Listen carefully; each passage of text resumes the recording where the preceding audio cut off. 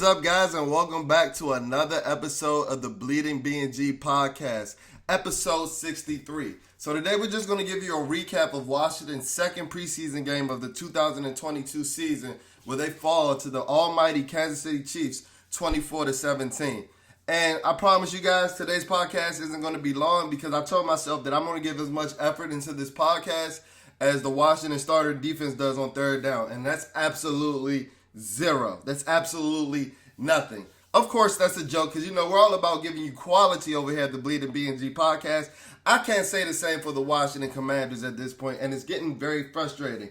But I was serious about this. This isn't going to be a long podcast at all because there wasn't really much to talk about with this game. I'm going to give you some of my thoughts. We come with the hard-hitting, raw analysis over here at Bleeding BnG, and I'm going to leave you guys going on for you guys this weekend. So to give you a timestamp, as we do for every episode, it's about noon on Sunday. I think it's August 21st, so it's about 20 hours after the Washington Commanders fell to the Kansas City Chiefs. So it gave me enough time to, not really overreact because it is a preseason game. So we do have to take these things with a grain of salt. But as I'll mention throughout this episode, it's some things that I've been seeing for years.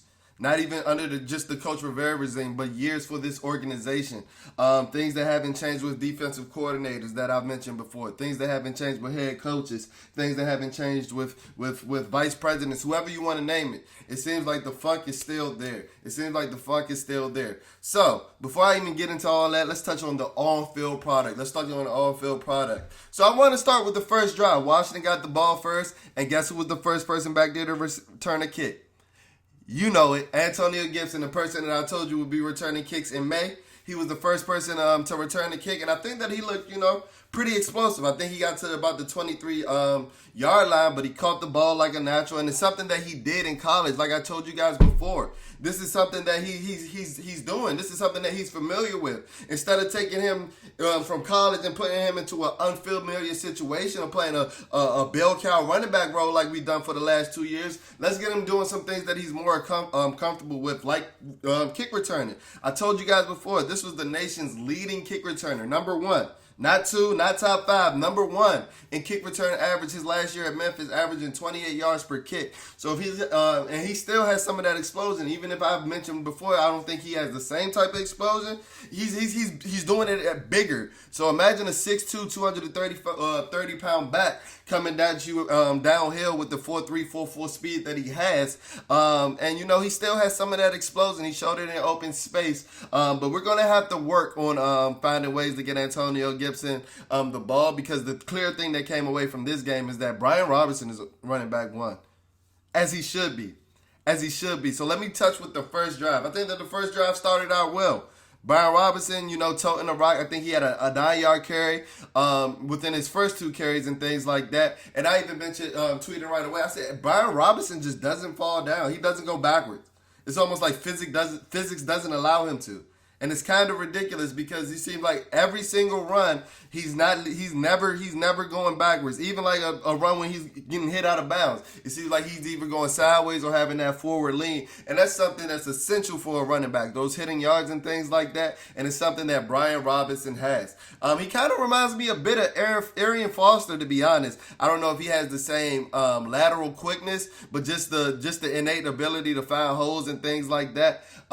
With the upright running style, I think both of those guys are about 6'2" running backs. So if we could get some Arian Foster type production out of Brian Robinson. Arian Foster wasn't a high draft pick. He was undrafted. But he turned out a heck of a career with his years as a Houston Texan. So I think I get shades of Arian Foster with Brian Robinson. He may run with a little bit more power. Like I said, I don't think he's as laterally quick as Arian Foster, but with the high running style, the forward lean, ways to navigate a hole. It was a power one.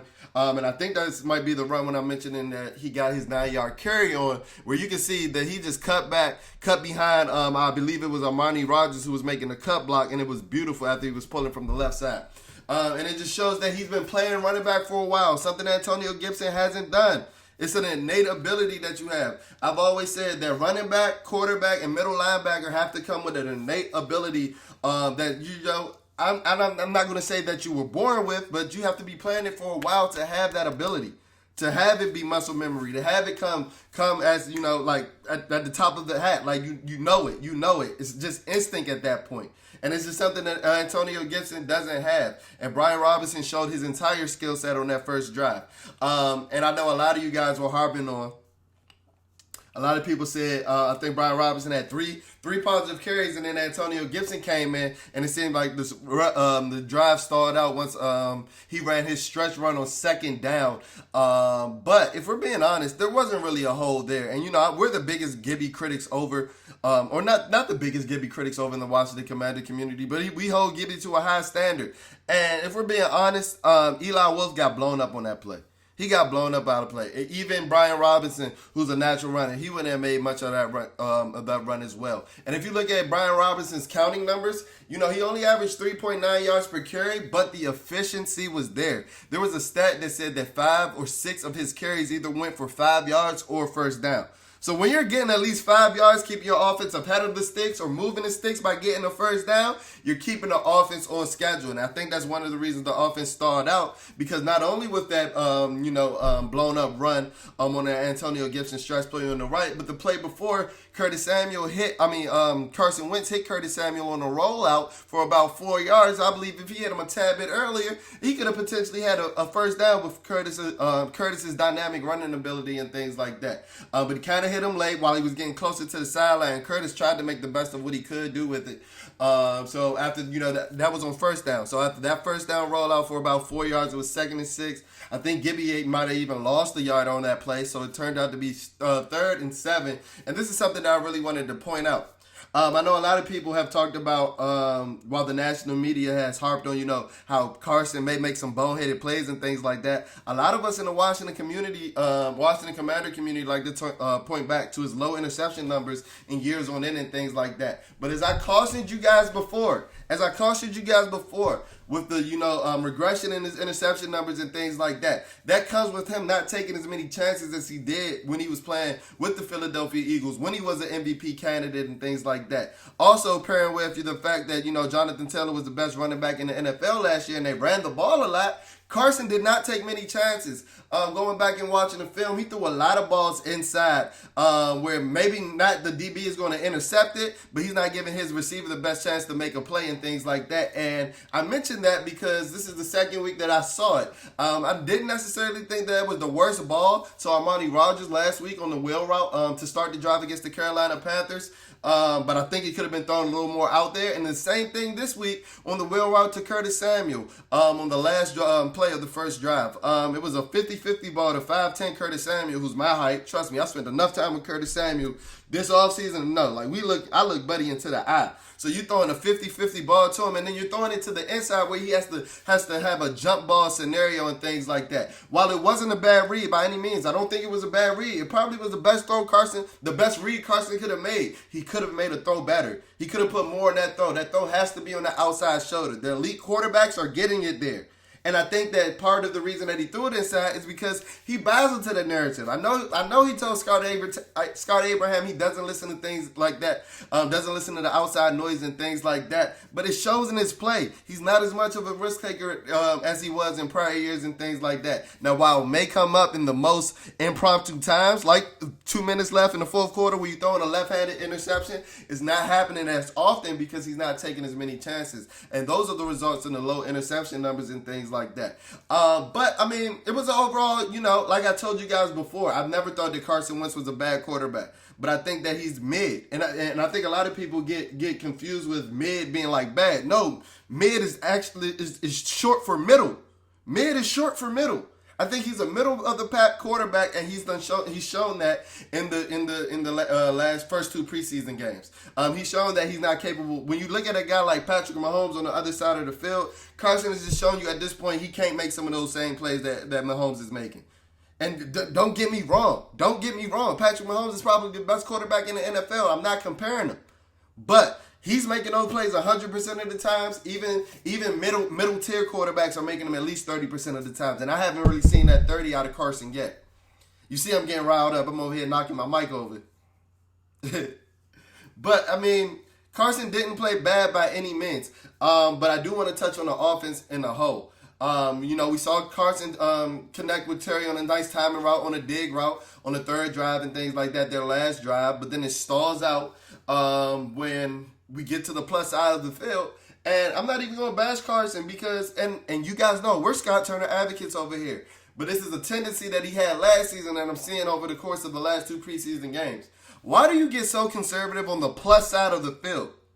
Scott Turner runs plays almost if he's running out of space. It really doesn't make sense to me. And then every third down play is a shot play, a big long developed play action play when we got all these jitterbugs at receiver. We supposed to have all these dudes that's making you miss and receiver at Curtis Samuel, Terry McLaurin. You saw Jahan Dotson have his first catch and get loose on that screen. He told you in that, and if you haven't seen his mic'd up training camp practice session, he said, if I get that, he told Montez, if I get that screen, I'm sliding. And he did slide. I love the yak ability he showed after, the screen pass and things like that. He got inside, he read his blockers, got outside, and didn't get hurt or didn't get tackled. Longevity. Showing the nuances that he already has at the receiver position as a rookie. So those are some positives to take out of it. But Scott Turner, bro, what are you doing? This was the same thing that you would do last season. Would you would have a run play on first down, go for 2 yards, and then you would run the ball again. This isn't the 70s, Scott. This isn't your dad's NFL, Scott. And I love you, Scott, because I think that you have the creativity that's needed in today's NFL. But you haven't shown it yet. There's no reason why your best plays are coming on the opposite side of the 20. Like I said, he runs plays like he's running out of space. It's almost as if he has no red zone concepts, end zone, plus side of the field, green zone concepts. If you don't know what the green zone is, from the 40 to the 20, then we consider the red zone from the 20 to the goal line. And it's really puzzling to me. It's really puzzling to me. You get conservative on first and second down, and then you want to call a shot play on third down, a long developing shot play, and have everybody talking about, and it's not even just with Carson, but I'm talking about, Carson's last play of the game, where he took the sack that knocked us out of field goal range. Nobody was really open. It was on cover 2. Carson might have had the ability to take the check down, but he was looking the opposite way. I'm the first one to call Carson Wentz mid, but I don't know what type of alien ability that you guys have. But you think a guy's going to look this way and able to hit the check down here. But you know why the reason that he's looking there so long? Because it was a shot play. It's a long developing play. That check down is probably the last read in that route. And everybody's talking about all vintage Carson and things like that. Now, granted, he probably could have threw the ball away instead of taking the sack. I agree with that. But that play call didn't put him in the best position. Let alone Sam Cosmi jumping off, having a false start to have us in that 3rd and 10 position, to have us in that 3rd and long position.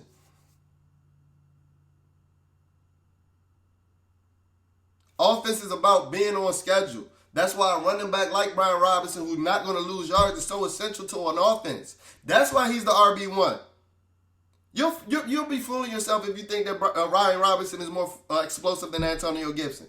No, but his efficiency allows him to be on the field. And I got another gripe, because not even just with Scott Turner, in the post-game press conference, Ron Rivera's talking like he just realized Antonio Gibson can be used in space. Like he just realized that was a thing. That is so frustrating. Because that's literally with everybody. I'll give you guys credit in the Washington Commander community. That's literally what we've been saying for the last 3 years. And I'm getting so sick of this antiquated view from this coaching staff. I've mentioned how it shows when they pick linebackers and things like that. They look at 1960 type downhill thumper type linebackers that can't exist in today's NFL. That's why we can't pick a good one.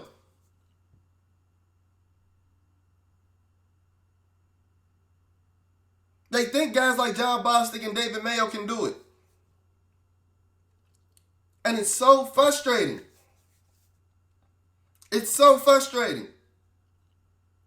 And to close out the offensive performance, especially for the first unit, why are we so banged up already? Missing 4 of our starting offensive linemen? What are we doing in practices? What are we doing to rehab? Why are we so hurt already? Why? And we better not be giving dudes veteran days off like we nice. Andrew Norwell's coming off one of the worst seasons of his career. Trey Turner the same. There's a reason why they're cast-offs. You guys are hoping they regain that form from Carolina. You guys are hoping and praying on that. Trey Turner hasn't played a football game since the pandemic started, bro. He hasn't practiced like...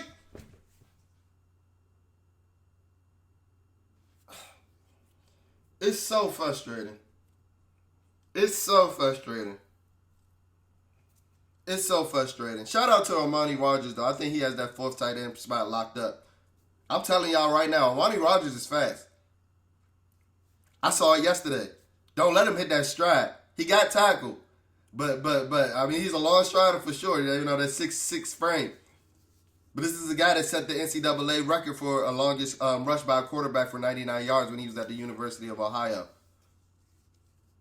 Slow guys ain't doing that. I don't care what level of football it's on. If you slow, you're getting caught within 99 yards. So I like what I see from Amani Rogers, and the tight end room might be the best room on this team right now. Stop selling me the bag of goods on that D-line. The tight end room might be the best room on this team right now. I just need Cole Turner and John Bates to come back healthy because all these guys are young outside of Logan Thomas. And they're built like monsters. So when I look at positives out of this game and for season outlook, it's coming out of the tight end room because, man, y'all know we were hyped for this season, but I'm getting frustrated. But it is preseason, so let's take it with a grain of salt. Let's get to this defense. I'm going to let you know now, we should have left Jack Del Rio in Kansas City last night. If I heard that he boarded that plane, I'm going to be upset. And Coach Rivera, you told everybody that year 3 is the year of urgency, the year to get it done. Well, you're hitching your wagon to the wrong horses, my guy, because Jack Del Rio ain't it. He calls the most vanilla offense of all time. If you've ever heard Jay Gruden, listen to a Jay Gruden interview with Kevin Sheehan. He laughs whenever he brings up Jack Del Rio because he knows his offense is ass. That's why we lit them up when he was coaching Oakland in 2017. Oh, he'd be like, Jack really, he don't really draw nothing up crazy. And we seeing it. And we're seeing it. You got the quarterback with the fastest release in the NFL, and you got your corners playing 10 yards off on the first play of the game. William Jackson just giving up an easy first down completion. On the first touchdown, it's go to go on the 5-yard line. Kendall Fuller's playing 6 yards off. Please explain. Please explain. And I'm just talking about the secondary because guess what? The gap integrity issues that you were talking about last year with the D-line, they showed up yesterday. Montez was getting there. And I have a new nickname for Montez Sweat. Montez Sweat is the king of almost there. He is the king of almost there. It's almost like quarterbacks hitting with the guy, you know, the Geico commercial. Got to be quicker than that. Like, it's ridiculous how many fingertip sacks he gets. Finish the play.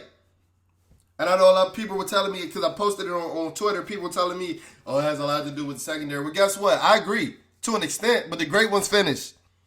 The great ones find a way to finish.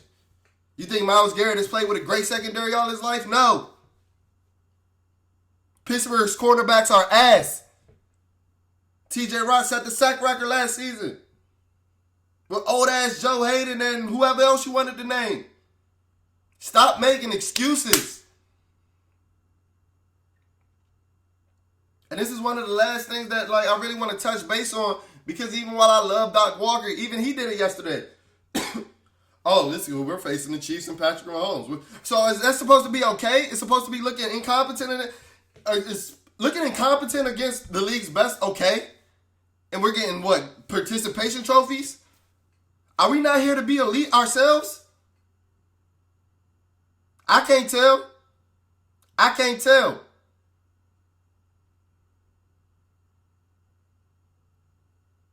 Like, what are we here for? What are you grinding all training camp for? To come lax. Cole Holcomb sucks. Cole Holcomb sucks. And I'm tired of y'all telling me how he was top 10 in the league in tackles last year. Somebody had to make the damn tackles. Jamin Davis wasn't doing it. He was our best linebacker last year. Yes, I agree. That's like being the tallest midget.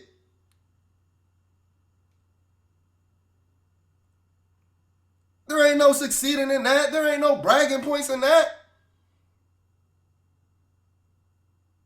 And guess what? He hasn't been our best linebacker through 2 preseason games. That goes to Jamin Davis, who still isn't very good. But it's just preseason. So we expect all these things to get fixed in 3 weeks.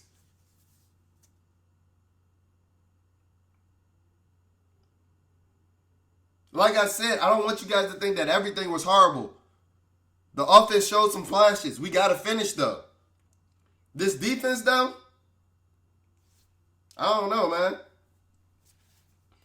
And I don't know if a Chase Young coming back off of ACL is enough to fix it. Go get you a third linebacker. If you're not going to do that, go get Landon Collins. You need as many impact players as you can have.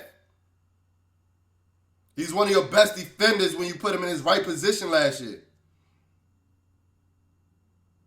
Well, if you're not going to do that, fire Jack Del Rio right now. What good is change if you're making change with the wrong people?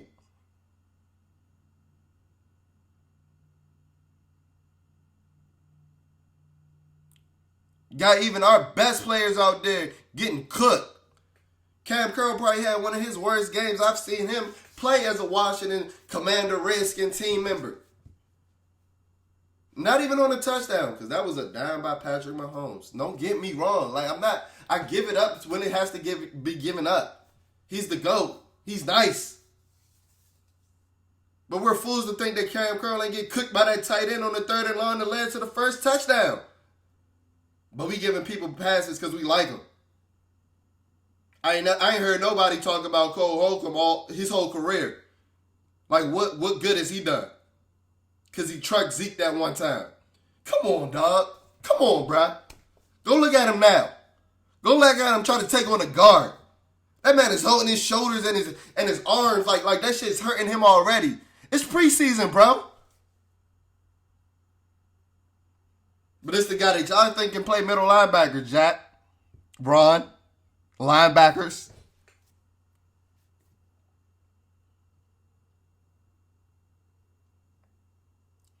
I don't really know what to say. I don't. Some other notes to touch on because I really didn't get to the back half of the roster. I think that Shaka Toney might be our designated pass rusher at this point. He has the best bend on the team by far. Almost had 2 sacks, but on his sack, go look at the dip move he exhibited on that sack. It was disgusting. Jerron Christian, former Washington member, bum ass, barely got a hand on him. It was filthy. He possesses some speed off the edge that nobody else on this roster has. Unfortunately, Chase Young included.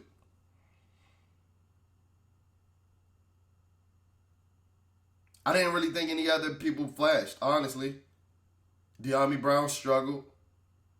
And I know a lot of it, me initially as well. We're talking about how Sam Howell kind of threw the ball short and things like that on that, perceived, Tar Heel connection that we all been looking for throughout the preseason.